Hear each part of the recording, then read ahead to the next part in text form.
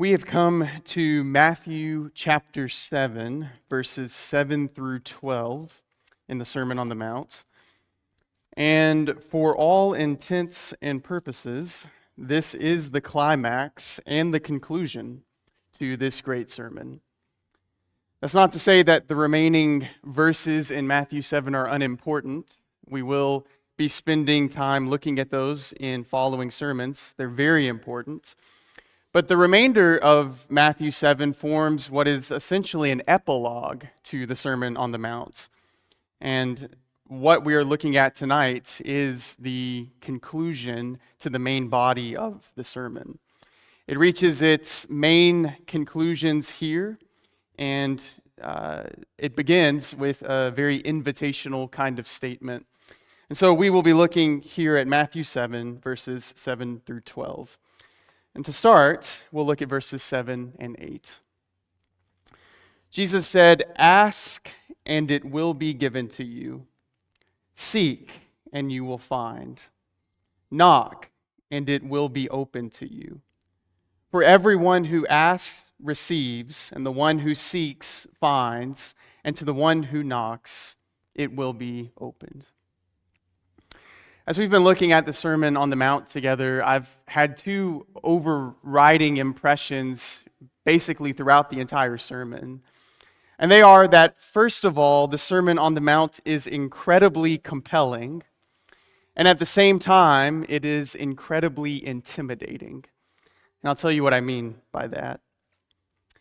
As we've studied this great sermon together, I hope you've gotten the sense of the goodness of it and the wisdom of it. And as we consider Jesus' teaching, that's very practical, I think we ought to feel like this is the kind of people that we want to be. We realize the inherent wisdom, the inherent goodness of Jesus' teachings. We would like to embody the righteousness of the Sermon on the Mount. I think most of us would love to live in a world that embodies the wisdom of the Sermon on the Mount. The world would be a better place if people lived by the principles that Jesus taught here. But almost everyone who reads the Sermon on the Mount honestly is also able to realize how intimidating Jesus' teaching is. It can feel very overwhelming. It describes a righteousness that is so far above us. The goals are so lofty that you might read it and you might just think, this sounds nice, but it's not really realistic, at least not for me. That it's not really attainable or practical.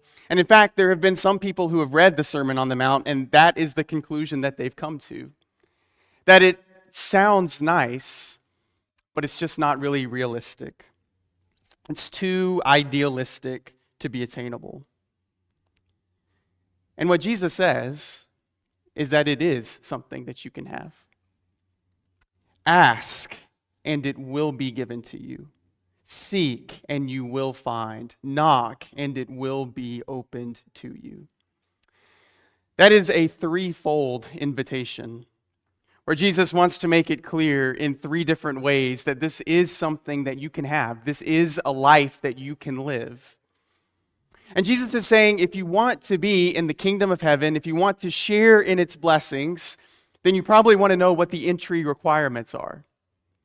And so if you want to enter the kingdom of heaven, here is what you have to do. You have to ask.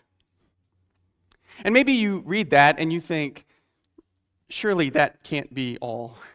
Surely that can't be it. You know, for us to really enter into this glorious kingdom and to live up to the things that Jesus is calling us to live up to, there must be some other prerequisites. You know, surely we have to get our lives together first and prove our worth and prove our ability to follow Jesus before we can submit our application and be accepted. And Jesus says no. The kingdom of heaven is not for the deserving, but for the desiring. Anybody who wants to be in the kingdom of heaven can be. And at the end of the day, that is what separates those who are inside the kingdom from those who are outside. It's the wanting to. Those who truly want the kingdom of heaven more than anything else won't let anything stand in their way.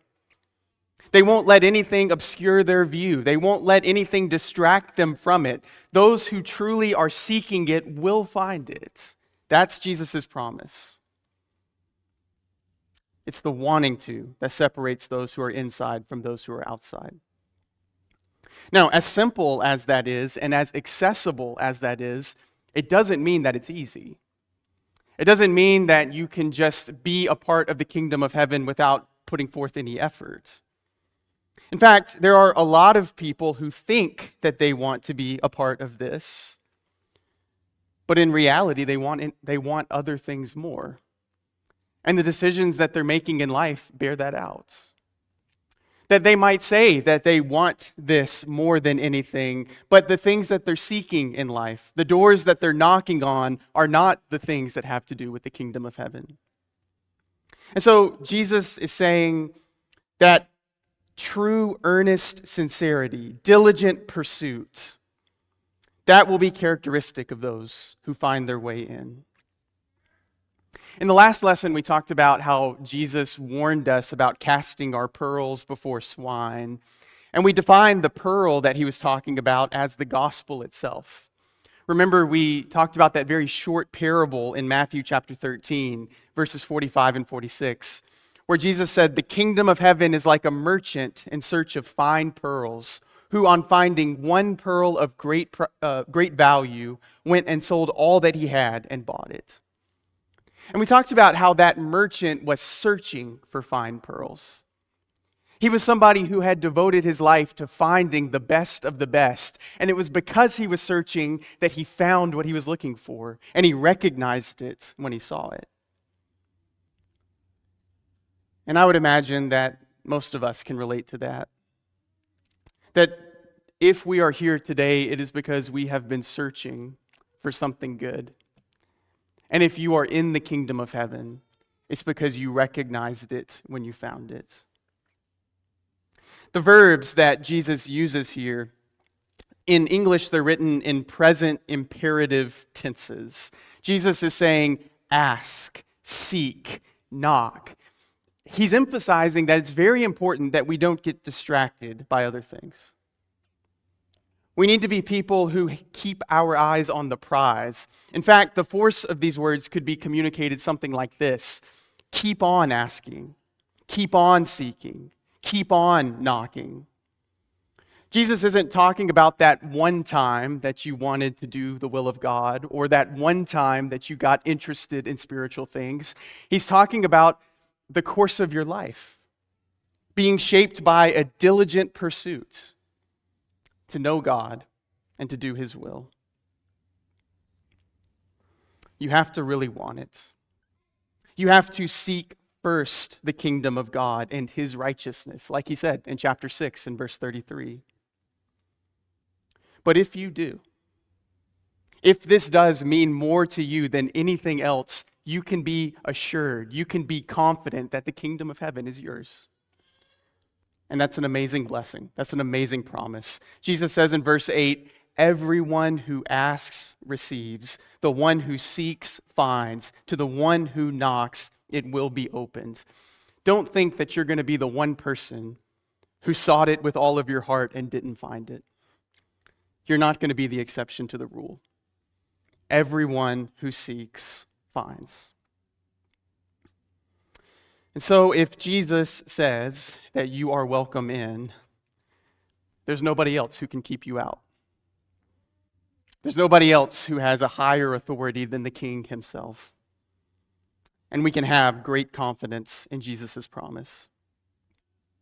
But even more than that, Jesus reasons with us that we can have confidence in the character of God, that the kingdom of heaven will be given to us.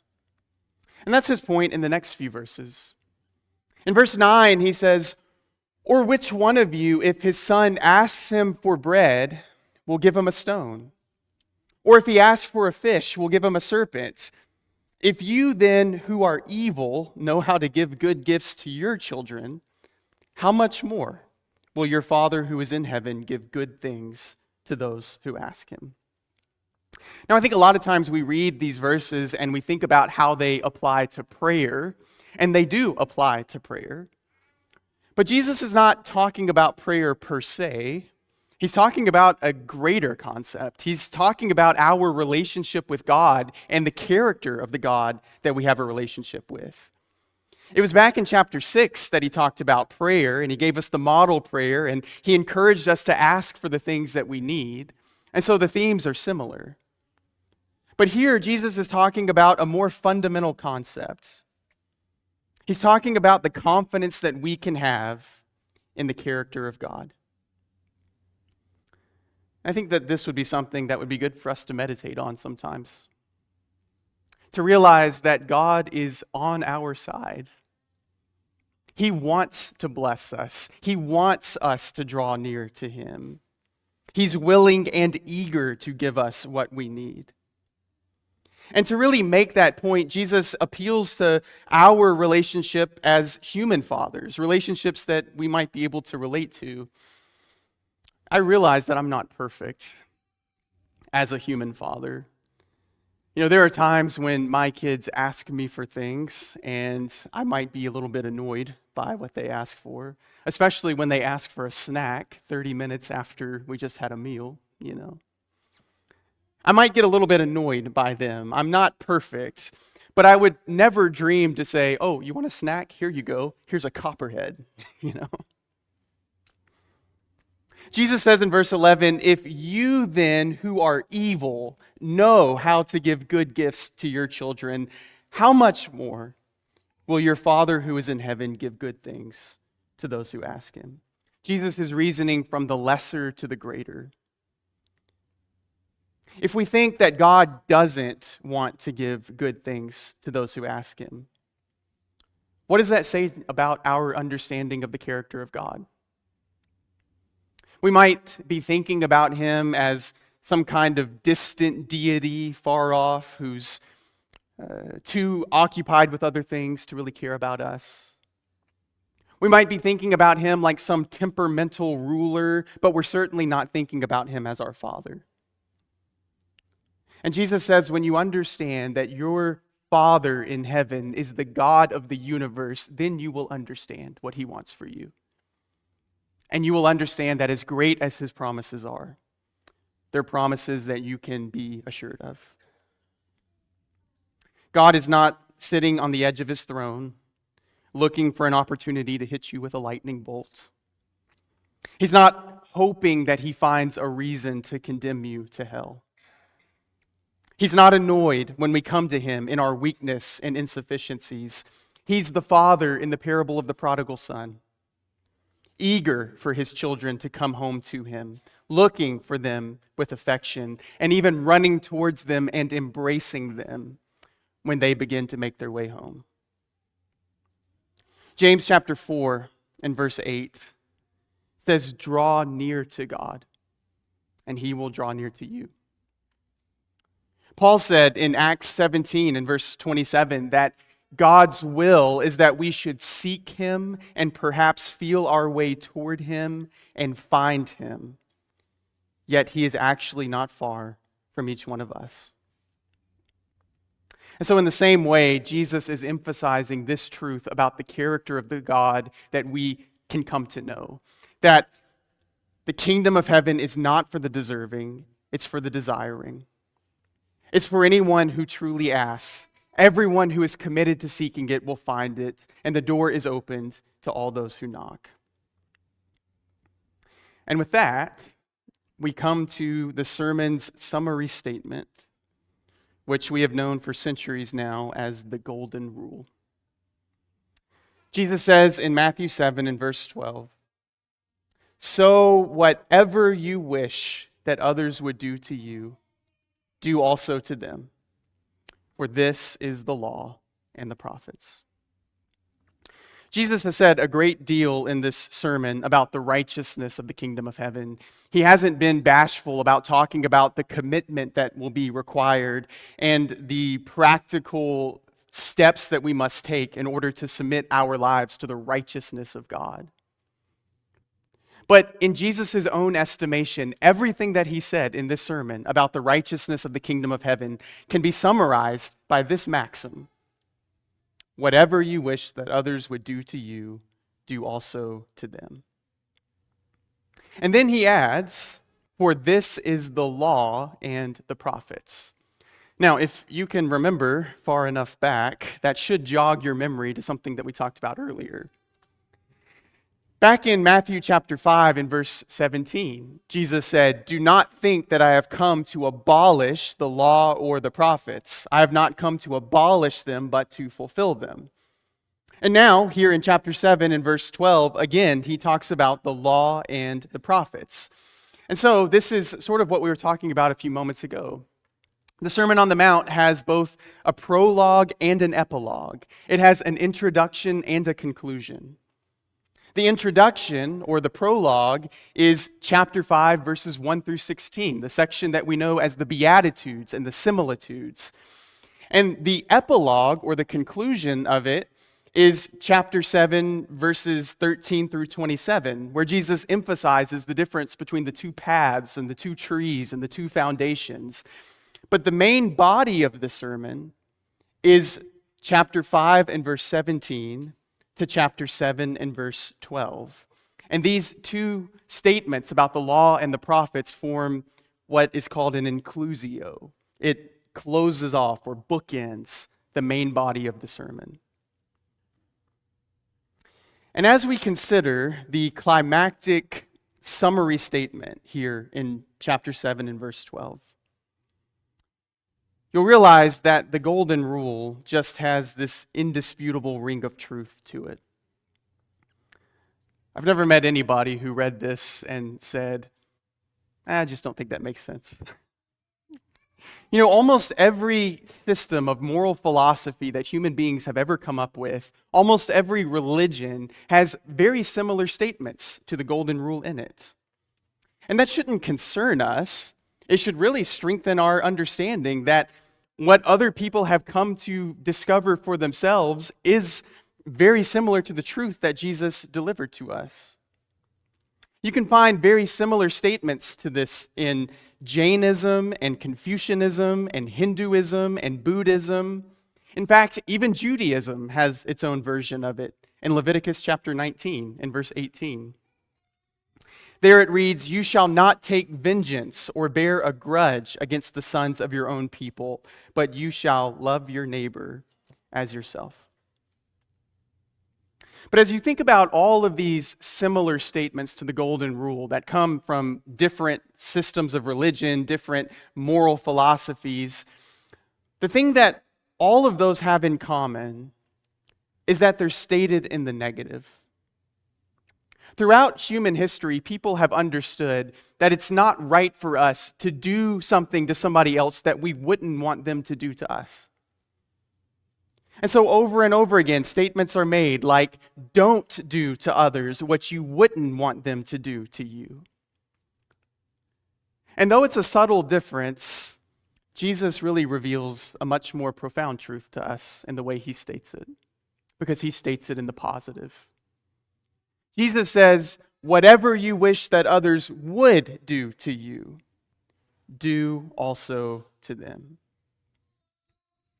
Jesus is not content to simply tell us, do no harm. That's only scratching the surface. And Jesus is calling us to a mission in life that is far greater than that. Jesus is telling us that we need to be actively looking for opportunities to do good. We need to be people who are looking for those who are in need and how we can respond to the situations that they're in. And as you begin to think this way, you begin to realize what a high calling that is. Because it's not enough to just do no harm. It's not enough to just sit back and say, live and let live. No, Jesus says you need to be like the Good Samaritan. That when you see somebody who's stranded on the other side of the road, that you stop what you're doing and you use your own resources to help them. And just think about all of the ways that this principle would apply to us in life. Think about how this would apply at work. When your coworker is struggling with their job responsibilities and you have the opportunity to help them out. Think about how this would apply at the grocery store or the baseball field or as you interact with other people. Think about how this would apply in church relationships. If somebody has a complaint, how would you want them to handle that complaint? Think about how this would apply in marriage. Should you do to your spouse the way your spouse would want, you would want your spouse to do to you? It would even apply in parenting, wouldn't it? How would you want your parents to treat you if the roles were reversed and you were the child? It's a very simple concept, but it's one that leaves no part of our life untouched or unchallenged. We have to think, if our roles were reversed, how would I want you to respond to me? And as simple of a concept as this is, we're really good at finding excuses not to practice it, aren't we? What if the other person doesn't deserve it? What if they don't appreciate it? What if the reason that they're in need is because of their own dumb decisions? It was their fault. Does that give us an excuse not to do to them as we would want to be done if the roles were reversed? And think about how this teaching connects to the previous section. What was it that Jesus was just talking to us about? He's just finished assuring us of the gracious character of God. He's just finished talking about how our Father's mercy and generosity hasn't been offered to us on the basis of what we deserve, but on the basis of what we need. And so surely then, we ought to deal with others in the same way. Not on the basis of what they deserve, but what they need. And so, he says, whatever you wish that others would do to you, do also to them. For this is the law and the prophets. Jesus said that the greatest commands are to love the Lord your God with all your heart, soul, strength, and mind, and to love your neighbor as yourself. And when we practice the greatest commands, the golden rule will be the rule of our lives that we live by. And so, Jesus concludes the heart of the sermon just as he began, with an appeal for a righteousness that manifests itself in the purity of love. He bases his instructions for the gracious treatment of others in God's gracious treatment of us. And he calls us to a character that rests in the character of the one who made us. You know, in the Gospel of John, Jesus teaches us something about the greatness of serving others, particularly in the way that he talks about the cross. In John, Jesus constantly talks about the cross as his glory. And that would be a totally backwards way of thinking about the cross. For people in the first century, they understood the horrors of crucifixion. They saw it as something to be ashamed of, something that they would not even feel comfortable talking about openly most of the time. But as Jesus talks about the cross, he talks about it as the time when he would be glorified. And on the night when he was betrayed, he knew that that hour had come. In John chapter 13, in verse 31, it says, when he had gone out, Jesus said, now is the Son of Man glorified, and God is glorified in him. If God is glorified in him, God will also glorify him in himself and glorify him at once. Little children, yet a little while I am with you. You will seek me, and just as I said to the Jews, so now I also say to you, where I am going, you cannot come. As much as Jesus dreaded the pain of the cross, Jesus understood that the cross was the very reason he came into the world. That in order to establish the kingdom of heaven on earth, that he had to die for the sins of people like you and me. And it wasn't only that he was paying a cosmic debt that we couldn't pay. It was certainly that. But even more than that, he was giving us an example to follow. He was showing us that nothing is too lowly for the king of the kingdom of heaven. There's no act of service that is beneath him. And even the pain and humiliation of the cross would in fact be something that he could count as his glory. But then based on all of that, look at what he says in verses 34 and 35. A new commandment I give to you, that you love one another. Just as I have loved you, you also are to love one another. By this, all people will know that you are my disciples, if you have love for one another. It's interesting there in verse 34 that Jesus says, this is a new commandment. You realize, strictly speaking, this is not a new commandment. It's not like God's people had never heard this idea that they ought to love their neighbors as themselves. In fact, we already quoted the verse where that came from. That was Leviticus chapter 19 and verse 18. It's not a new commandment to love your neighbor as yourself. The new part is that you love one another just as I have loved you. See, Jesus knew that as he went to the cross, that what he was demonstrating was the fullness of a concept that the world had never seen before. He was showing us what true love is. He was showing us the glory of sacrifice in a way that the world had never seen before. He was showing us the golden rule to its fullest extent. He was doing for us what we would have loved, what we most needed to do. He was willing to do for us what we most needed, despite the fact that we were most undeserving. And Jesus says, this will be the distinguishing mark of my people. By this, all people will know that you are my disciples.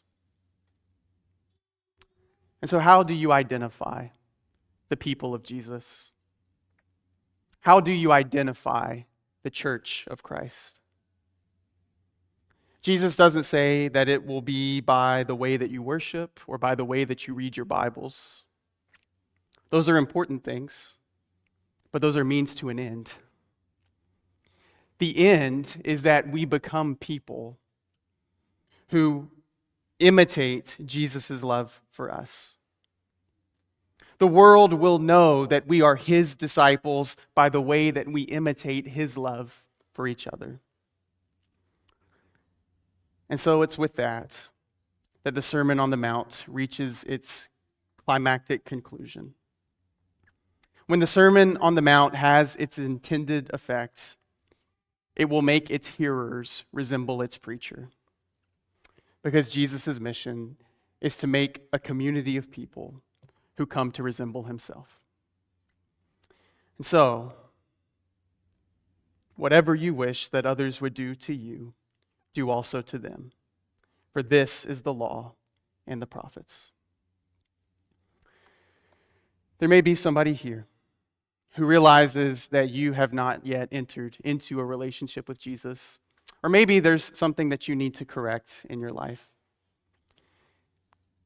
And if you have strayed away, then you realize that the invitation that Jesus offers in verse 7 and 8 applies to you as well. Ask, and it will be given to you. Seek, and you will find. Knock, and it will be opened to you. Even now, everyone who asks receives, and the one who seeks finds, and to the one who knocks it will be opened. Don't let your sense of shame, don't let your sense of insufficiency keep you from the one who can make you whole and glorified. The invitation comes from the Lord. He would be eager for you to come home. And if we can help you in some way, we would invite you to come to the front and let us know how while we stand together and sing.